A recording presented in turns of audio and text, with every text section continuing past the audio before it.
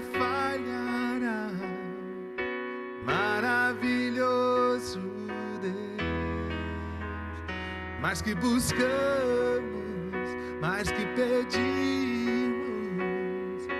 grandes coisas faz. Ressurgiu e a morte venceu. Nosso Deus é poderoso. Em teu nome vamos vencer. Nosso Deus é poderoso.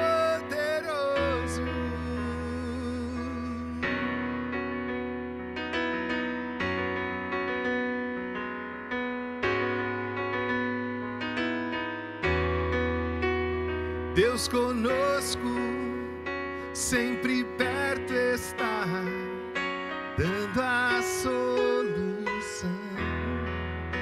Mais que sabemos, mais que esperamos, grandes coisas faz. Ressurgiu, a morte venceu. Nosso Deus é poderoso. Em teu nome vamos vencer. Nosso Deus é poderoso.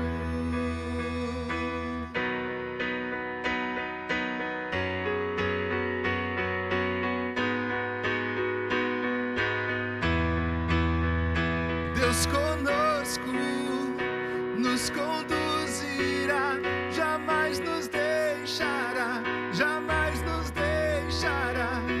Deus por nós quer nos abraçar. Ele nunca falhará, Ele nunca falhará. Ressurgiu, a morte venceu. Nosso Deus é poderoso. Em teu nome vamos vencer. Nosso Deus é poderoso. Ressurgiu, a morte venceu. Nosso Deus é poderoso. Em teu nome vamos vencer. Nosso Deus é poderoso. Nosso Deus é poderoso. Nosso Deus é poderoso. Olá, tudo bem com você? Seja bem-vindo a mais um CR Casa. É muito bom poder falar do Evangelho de Jesus e tudo que Ele está fazendo aqui no nosso meio. Se é a sua primeira vez hoje, seja muito bem-vindo. Você está em um lugar de cura, em um lugar de comunhão, em um lugar de caminhar com Jesus, mas caminhar com pessoas também. Nós finalizamos essa série tão especial que se chamou Hábitos de um Coração Transformado. E que série especial! Eu tenho certeza que Deus falou com muitas pessoas.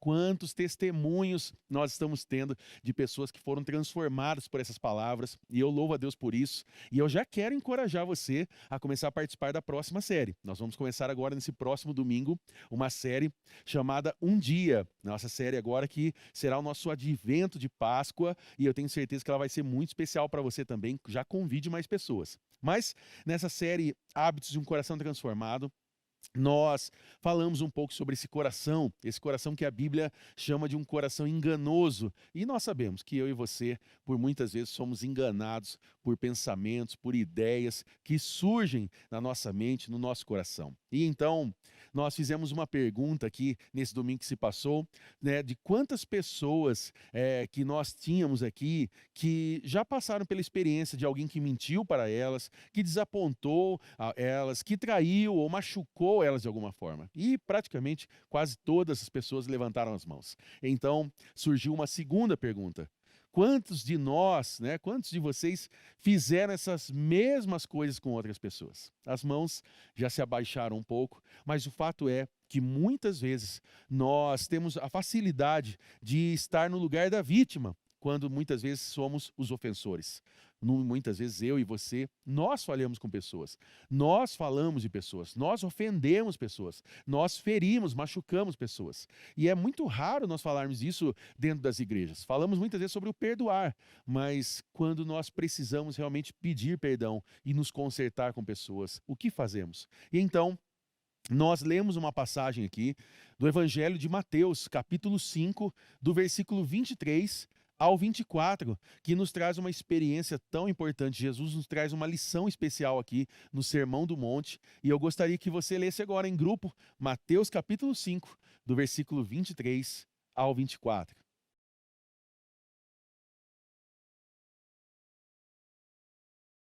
Então, aqui, para nós, dentro dessa leitura, surge uma pergunta: o que fazemos quando somos a pessoa que machucou ou prejudicou outra pessoa? Nós vemos aqui que a oferta agradável a Deus precisa vir de alguém que tem o coração livre de ofensa e mágoa. Na verdade, o que Jesus está nos ensinando aqui, né, é que primeiro Deus aceita a vida do adorador, depois a sua oferta. Nós ampliamos um pouco esse discurso, porque quando falamos a palavra oferta, entendemos que são aquelas migalhas que restam na nossa carteira, é aquela nota amassada, ou é aquele Pix de um valor bem pequeno que nós fazemos para ajudar alguma coisa na igreja, para abençoar um trabalho, um ministério, missões, enfim. Só que o que nós estamos querendo dizer aqui é que essa oferta, o que Jesus está nos ensinando, é sobre a nossa vida de adoração, é sobre a nossa oferta por um todo. E Jesus está dizendo muito claro, se nós estamos nos apresentando aqui, apresentando a nossa oferta diante do altar, e nós lembrarmos que um irmão tem algo contra nós, nós temos que deixar a oferta ali diante do altar, se reconciliar com alguém, com essa pessoa, e depois voltar e apresentar a oferta. Charles Spurgeon é considerado aí o príncipe dos pregadores. Aliás, eu recomendo leituras. Se você tiver leituras de Spurgeon, leia. Se tiver livros, materiais, leia, que com certeza vai ser muito abençoado. Ele diz que a regra aqui primeira primeiro as pazes com o homem e depois a aceitação de Deus. Né? Um outro teólogo muito interessante, muito conhecido, Warren Wiersbe, ele diz que a pessoa que se recusa a perdoar o seu irmão está destruindo a mesma ponte sobre a qual nós precisamos andar. Isso é muito forte, isso é muito interessante, que nós precisamos pensar isso. E o que está acontecendo nessa passagem? Jesus agora, ele está fazendo o discurso dele mais conhecido como Sermão do Monte. Então, agora Jesus está fazendo observações aqui. E o que está acontecendo? Os fariseus estavam concentrados nesse ato externo de adoração, dentro da sua religião, dentro do seu rito, do seu ritual, aquilo que estava visivelmente visto pelas pessoas era mais importante do que o interno. Ou seja, se esse homem fosse um caluniador, se ele tivesse inveja, se ele tivesse ódio secreto ali, não tem problema, desde que tudo o que está externo estivesse bem. Jesus está dizendo o seguinte, ele está trazendo uma outra doutrina para esse pensamento, ele está dizendo, é mais importante ter o coração certo do que realizar esse ato externo. Uau, que experiência interessante que Jesus está nos trazendo agora, porque agora ele está dizendo o seguinte, olha, eu estou mais preocupado com o que está dentro de você do que com a aparência externa. Eu estou mais preocupado, eu tenho mais interesse naquilo que você é por dentro do que nessa atuação religiosa de nós levantarmos as mãos, gritarmos, se espernearmos diante de Deus e não ter nada consertado dentro de nós. Então aqui surge uma primeira pergunta. Como podemos praticar a reconciliação em nossa vida diária antes de nos aproximarmos de Deus com as nossas ofertas? Como ensinado em Mateus 5, 23 e 24.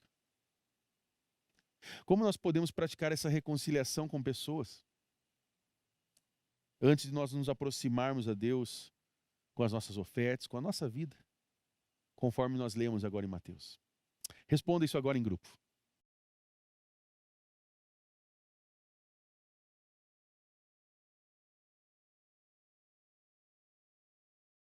Eu sei, é difícil um pouco falar sobre essas coisas, porque se nós estivéssemos falando de quem nos feriu, com certeza nós falaríamos muito mais.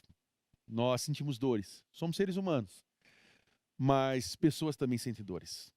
Nós temos que lembrar que também ferimos com palavras, com atitudes, com gestos, com mentiras, com fofocas. Deus está nos ensinando, como CR Casa, como igreja de Jesus, a sermos melhores nele, através da palavra dele. Glória a Deus por isso. Parabéns por você aceitar essa decisão de ser transformado. Esse é o Evangelho de Jesus. Bom, caminhando aqui e partindo para o final desse CR Casa, Jesus está dizendo nesse mesmo capítulo, ele está dizendo assim, bem-aventurados pacificadores, pois serão chamados filhos de Deus. E aqui há uma diferença entre o pacificador e entre aquela pessoa que passa pano. Nós falamos sobre o passador de pano, sobre o abafador de conflito. E qual que é a diferença aqui? Porque o passador de pano, ele geralmente evita o confronto para manter a paz. Deixa quieto, já foi. Não precisa mais conversar sobre isso, viu? Tá encerrado, caso encerrado, mas a mágoa tá ali dentro. Não, deixa pra lá, mas tá doendo. Olha, não vamos, não precisa fazer reunião nenhuma, mas isso tá machucando por dentro. Já o pacificador, ele não foge do diálogo, do problema, do confronto. Ele, na verdade, participa disso, visando trazer paz e resolução diante do que Jesus ensina. Só que nessa situação, existe nesse contexto, existe aí um amigo e um inimigo para a pacificação. O primeiro inimigo aí é o orgulho. O orgulho é o maior inimigo da pacificação. Então, nós temos aí agora o maior amigo, que é a humildade. Primeiro, o orgulho sendo um inimigo.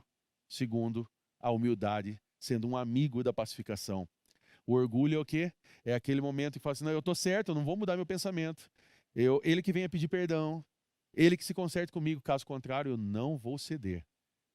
A humildade, por outro lado, vai dizer o seguinte: olha, eu tenho parte nesse problema. Eu tenho parte nesse rompimento de amizades. Eu tenho parte nesse problema do ministério da igreja. Eu tenho parte na fofoca que começou a acontecer no nosso grupo. Eu tenho parte nesse problema familiar. Na verdade, eu estou errado nisso. E agora, diante de Deus, eu quero pedir perdão. Eu quero consertar isso. Romanos 12, 28 fala, no que depender de vocês, façam todo o possível para viver em paz com todas as pessoas. Romanos não está dizendo com algumas, está dizendo com todas as pessoas. Então, aqui surge a ideia do seguinte, diante de um problema com alguém, talvez surja a máxima que eu amo essa pessoa mais do que eu amo estar certo. Eu amo o relacionamento que eu tenho com essa pessoa mais do que eu amo estar certo. Aqui não está na disputa eu sair por cima, está na disputa eu manter relacionamentos e eu fechar toda a brecha do diabo de atrapalhar um ministério, de atrapalhar uma família, de atrapalhar amizades, de atrapalhar a minha empresa, de atrapalhar os meus negócios, de atrapalhar uma igreja, enfim. Aqui, então, eu coloquei alguns exemplos sobre como nós podemos fazer isso. Sobre nós, no nosso pedido de perdão, admitirmos ações, termos atitudes específicas. Então, eu coloquei também sobre nós não darmos desculpas. Faça o que você fizer, não dê desculpas. Não, sabe o que e tal, e a gente começa a querer colocar a culpa no outro, terceirizar a culpa. Não, a culpa é minha, fui eu que errei, peça perdão. Um terceiro ponto que eu coloquei, eu falei sobre nós aceitarmos as consequências. Todo rompimento de amizades, toda quebra de relacionamentos, nós vamos passar por consequências. E pode ser que tudo isso demore um pouco para ser consertado. Isso faz parte. Quantos amigos nós tivemos no meio da caminhada da nossa vida, que nós tivemos rompimentos, depois alinhamos de novo, pedimos perdão, nos restauramos, e aquilo foi um continuar, um aprendizado de novo, confiança que foi sendo gerada novamente. O quarto ponto, eu falei sobre nós mudarmos nosso comportamento. Se você fez algo errado, mude. Mas mude mesmo. Não é eu gritei com alguém, eu peço perdão, mas passa 5 minutos eu grito com ela de novo. Não. Comece agora uma caminhada de transformação mesmo completa. Procure ajuda, procure aconselhamento, procure os pastores, procure líderes. Se precisar, procure um psicólogo, mas procure ajuda para ser transformado. E por último, eu coloquei como o principal, peça perdão. Peça perdão. Não é dizer apenas sinto muito, não é dizer apenas, olha, foi mal aí. Não, é realmente, eu quero pedir perdão, eu estava errado, por favor, me perdoe. E começar a entender que o perdão é uma das coisas mais libertadoras que alguém pode fazer. E isso, com certeza, transformará o coração de quem vai receber esse perdão, mas também vai transformar a pessoa que está ouvindo sobre isso. Então, Efésios 4,32 diz, sejam bondosos e compassivos, um para com os outros, perdoando-se mutuamente, assim como Deus os perdoou em Cristo. Fecho esse momento com uma frase do pastor Hernandes Dias Lopes, que diz o seguinte, o perdão abre uma fonte de vida, onde a mágoa abriu uma cova de morte. Então eu fecho aqui com uma pergunta e aí passo a palavra aos nossos líderes, para que vocês possam depois orar juntos e a gente possa ter esse tempo de comunhão tão poderoso. Por que é crucial admitir os nossos próprios erros e pedir perdão, mesmo quando achamos que estamos certos? Eu convido você a responder isso agora em grupo, e a partir disso, assim que vocês terminarem, que vocês tenham um tempo de oração. Se o Espírito Santo colocar alguém no seu coração que você precisa pedir perdão, ligar, voltar à amizade, faça isso. Já tivemos tantos testemunhos disso. Deixa o Espírito Santo usar a sua vida. E a partir disso, que vocês orem, tenham um tempo poderoso de comunhão e que Deus possa continuar usando a sua vida para a glória dele.